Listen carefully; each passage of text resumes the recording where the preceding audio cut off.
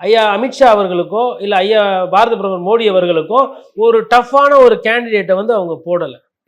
உதாரணத்துக்கு வந்து இப்போ பிரியங்கா காந்தியை கூட தூக்கிட்டு போயிட்டு அவங்கள வந்து எங்கேயுமே நிற்கல. ராபேர்லி தொகுதியில் ராகுல் காந்தி போட்டியிடுறாருன்றதை தாண்டி ராகுல் காந்தி வெறும் வயநாட்டில் நிற்கிறாரு, ஜெயிக்கிறது உறுதி, அது ரைட்டு. உங்களுக்கு அகிலேஷ் யாதவ் என்ன கோரிக்கை வைத்தார்னா அந்த கூட்டணி பற்றி பேசும்பொழுது காந்தி குடும்பத்திலேருந்து யாருன்னா ஒருத்தர் நிற்கணும், அப்போ தான் உத்தரப்பிரதேசில் ஒரு காங்கிரஸ் கட்சிக்காரர்களுக்கு ஒரு எழுச்சி வரும், ஒரு சமாஜ்வாடி தொண்டர்களுக்கும் காங்கிரஸ் கட்சி தொண்டர்களுக்கும் ஒரு ஈடுபாடு வந்து அது ஒரு எழுச்சியாக மாறி உத்தரப்பிரதேசத்தில் நம்ம அதிகமான வாக்குகள் வாங்கி சீட்டுகள் ஜெயிச்சாதான் ஒட்டுமொத்த இந்தியாவை நம்ம கையகப்படுத்துறதுக்கு அது வந்து ஒரு வசதியாக இருக்கும் அப்படின்ற அந்த பேச்சுவார்த்தை நடந்தது. அந்த பேச்சுவார்த்தை நீட்சியாக ஒருத்தர் நிற்கணும்.